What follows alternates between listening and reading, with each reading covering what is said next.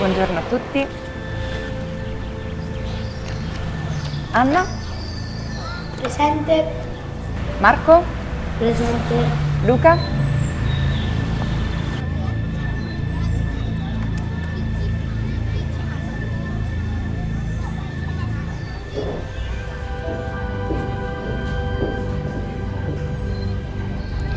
Luca, va tutto bene?